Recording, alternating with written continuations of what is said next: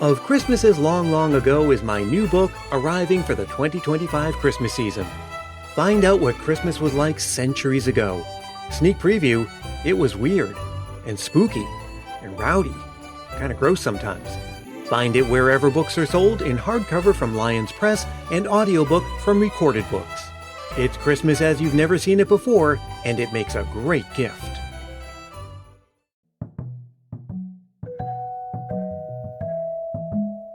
I would take ice cream cones and tip them upside down and paint them green and put all kinds of like M&Ms or decorations to make it look like there was a Christmas tree. I'm talking to my mom about something that was one of my favorite Christmas traditions when I was growing up. And I also had a cookie cutter that we could cut out reindeers.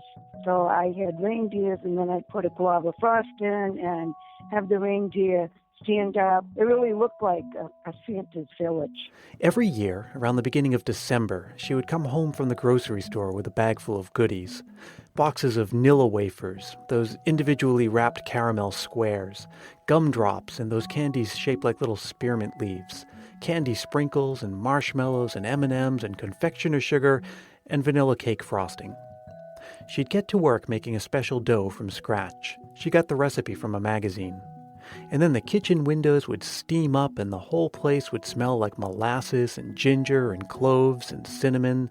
And after everything had cooled and set, she'd use the cake frosting to hold the pieces together as she assembled them into a gingerbread house. And then my 4 siblings and I would decorate it with all of those items from the goodie bag.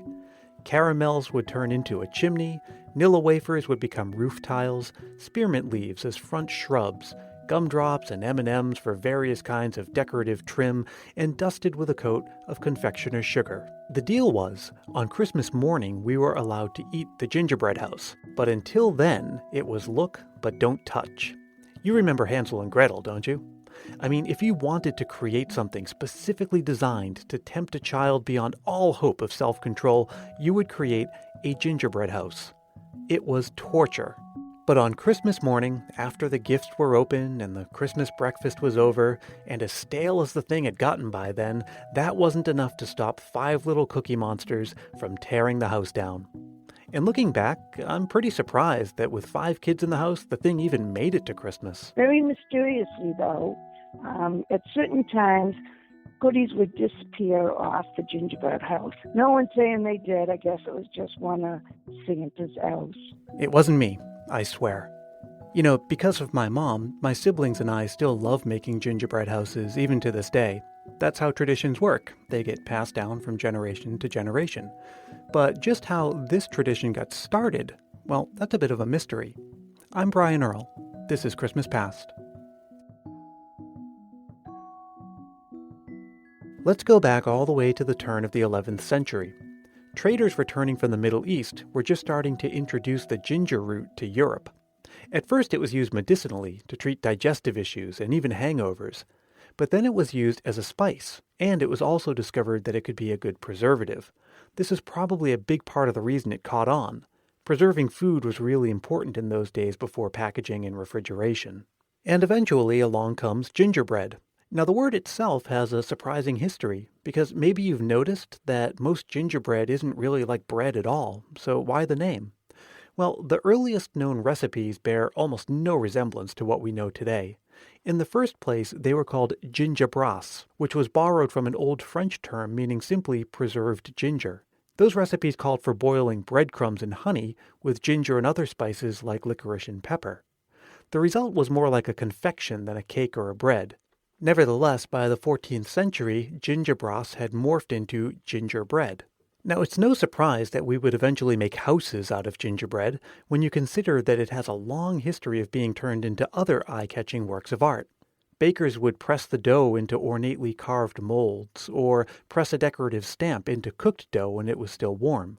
They'd be dusted with sugar to highlight the designs, or often gilded and iced. They'd come in countless shapes and designs, and these gingerbread molds are actually displayed in some museums in Europe. Of course, stamped and molded gingerbread pieces eventually gave way to the now familiar gingerbread man. And the first documented example of gingerbread cookies cut into a figure was in the court of Queen Elizabeth I. Now here's where things get a little bit interesting.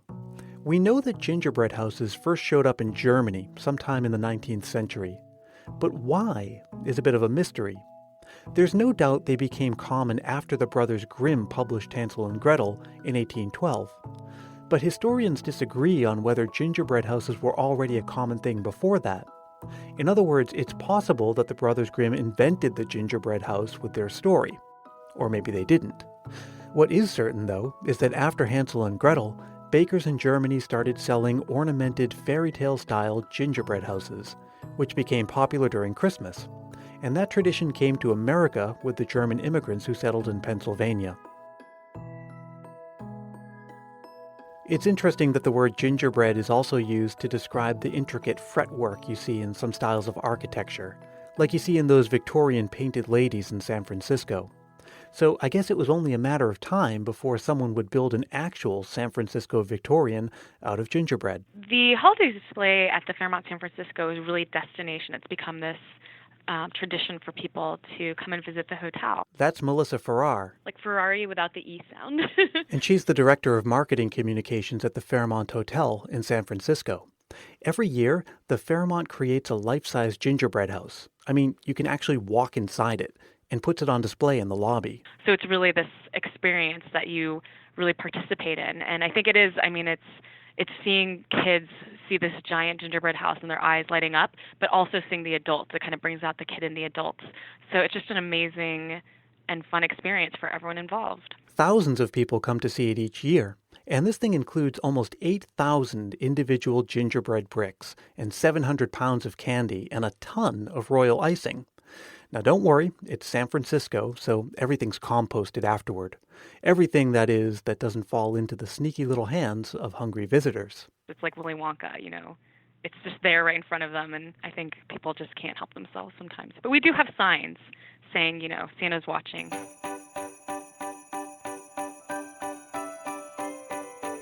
Well, I can't wait to see this year's gingerbread house in person. And if you're interested in seeing what the houses looked like in years past, well, head right on over to ChristmasPastPodcast.com and check out the show notes for this episode.